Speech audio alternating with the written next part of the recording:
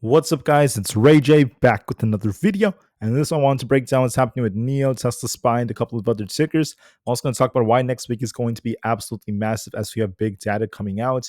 We have FOMC, not to mention big earnings, and I'll break down how this may end up affecting things. But just know that I am not a financial planner, so take nothing I say as financial advice. And also, if you guys can, please check out my Moomoo link. If you deposit $100, you're guaranteed 5 free stocks.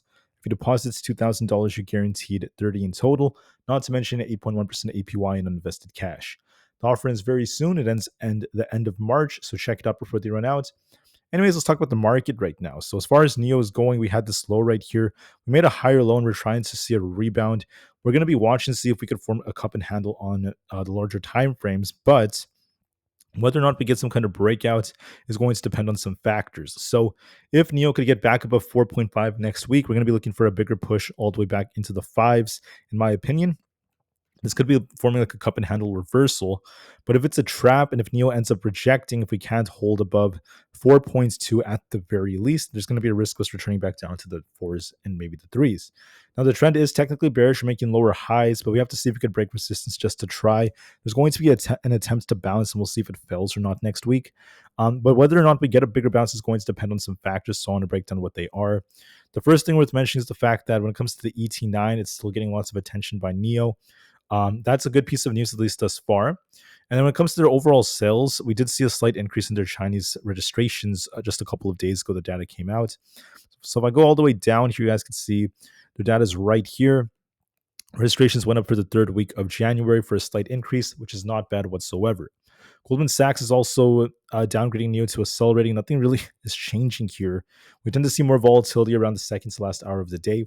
But heading into next week, there are some big things coming out. Just know that on Monday, okay, we have minor data coming out, just new home sales. Then on Tuesday, we have some data coming out from the Richmond Fed. That may cause more volatility, so we'll see what the Fed has to say. And then finally, Wednesday is going to be absolutely insane since we have the notorious Fed rates decision coming out. So we're expecting them to keep rates the same. And then Jerome Powell is going to be giving a speech. If the Fed indicates that they may be cutting rates more than expected, that could be bullish for the markets. If the Fed does the opposite, if they cause a rug pull and they say they have to be more hawkish, they're not sure and they're very ambiguous about things, that could cause the market to sell off more.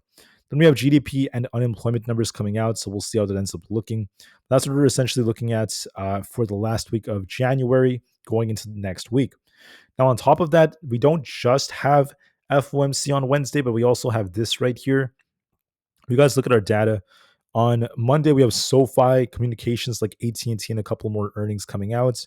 For Tuesday, we have Boeing, GM, and a few more, not to mention SAP and Starbucks also announcing earnings. And then Wednesday through Fridays, where it's going to get very, very wild. We have big tech earnings. We have Tesla, Meta, Microsoft, and IBM announcing earnings on Wednesday. Expect a crazy reaction on Thursday. And then for Thursday itself, we also have Apple and Intel announcing earnings. This may cause a big move on Friday, so just keep that in mind. Now, when it comes to our overall sentiment, we're very neutral right now. The market's kind of like in the middle. So we'll see what this leads to, at least moving forward. So what is my view of NIO? We're trying to rebound here. We've been stuck in a very, very tight range. We're forming a nice cup here. This could be a handle. If we break resistance at 4.5, we will turn bullish. If we come short, if we don't break the resistance like this, we could reject and come back down and make a move back down to the low fours. So it depends on if we could break this high or not. Look for a push next week. We'll see if this high breaks, so watch that very carefully. However, despite that, I want to say that I am seeing some weakness on SPY's chart. The 4 hours is about to turn bearish. And on the daily time frame, we not only got a rejection, but we do have a lot of gaps to fill. So I suspect what's going to happen is if we can't get back above 610, we favor downside. That's looking a little bit more favorable to me, that we might come back down. Wait, whoops, I think I clicked on the wrong indicator. If we come back down like this, we could be making a move back down to fill this first gap at 603 and potentially even to fill this gap over here. I'm not sure if this is going to happen like after FOMC, if we just like shuffle a bit and after FOMC comes down, we get that dump, or if it's going to happen like right before FOMC. I would like to see this happen before FOMC. We come down to fill this gap before we try to get a bounce. I'll be watching to see what happens, but I do want to say there's a risk of us potentially coming down to fill this gap within the next 1.5 to 2 weeks. So be careful, guys. I do think the market will be coming down. QQQ is looking a little bit weaker here. We've got a big rejection. We'll have to see if we can try to hold 527. If not, we're looking for 525, then 520 is our targets to fill that gap. We'll see if we dump before FOMC and then get a bounce, or if FOMC is what's going to cause even more downside. So be careful. Big tech earnings may affect this as well. We'll see if big tech causes like a bounce towards the end of the week, or if we get a sell-off approaching FOMC to start things off. For the Russell 2000, we have a double top here. We're going to be watching to see if we come down to fill this gap over here, so be very careful. We might see a little bit of a return back down here, but then we'll be watching to see if we do come down like this, could this just be the start of an inverse head and shoulders? Like we could dip to fill that gap and then eventually get a bounce. If we make a higher low, that could be a sign that we're about to get a big bounce, and this is just a temporary dip. So I'll be watching that just to be safe. So watch that on the Russell. For a few more, we have ES. ES is rejecting. We're barely holding the 6100s. If we end up losing 6100, we're looking for 6080 or below to be coming. So watch that very, very closely. For NQ, we have a gap to fill down here around this 21,690 area. So if we can't hold above 22,000, we're looking for that gap fill down below. For Bitcoin, we're stuck in the middle between 101 and 106,000, going back and forth between these levels. We could be dipping lower below 100,700 if that fails us, so watch that very closely. For Nvda is coming down to fill this gap. We have 140 likely coming very soon. I think Nvidia will dip a little bit more after this bearish engulfing candle formed. So look for a rebound and then a continuation lower to about 138 before we see anything else. Tesla is looking very weak, at least approaching its earnings. Earnings could be a big catalyst for it, but the main time frame to look at is the daily is looking weaker, but then the 4 hour is also looking weak because we got this rejection. We're losing this trend line of support, and we have a distributive looking structure, so this typically favors downside as a stronger possibility. So because we're failing at these levels, this is now favoring that might be coming down to this imbalance over here. So I'll be watching that very closely, see if we end up testing 400. Might be a small dip that's coming.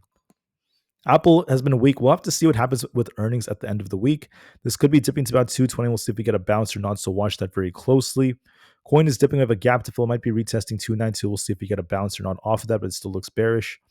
Amazon is going to be retesting 233. If that fails us, we're looking for 230. Meta has been pumping. It's looking very bullish. It's outperforming the market, so it could be looking for 650. We'll see if we break that or not. I think we had a lot of bullish news that came out. So that's really helping this. So overall, I see potential in this. Microsoft is looking a bit more bearish. We could be dipping closer to about that 440 area. We'll have to see if we bounce off that or not, but I anticipate some downside could be coming. Google's looking a bit more bullish. If we break 202, we're looking for essentially 205. And if we lose 200, we're looking for 199.4 or below. I think it looks a bit more bullish though, so it's looking pretty good so far. With that being said, guys, I thank you all so much for listening. Okay, NIO has potential to try to bounce, but just know that we're technically still on a downtrend. Unless we could break past 4.5, then we could try to see a nice bounce. We'll see if we try to get that. I do think we're going to bounce a little bit more tomorrow. Not tomorrow, next week, for an attempt to get back up to that 4.5 area, but then we'll see if we reject or not. I'm hoping we try to get back above these levels. Otherwise, it's just going to continue to come down. There's still that gap to fill at 3.94, and with the whole market possibly selling off, that could slow things down for NIO. So we'll see about that. With that being said, I thank you for listening. Have a good weekend. I'll be back on Sunday with another update. Until then, have a good day and peace out.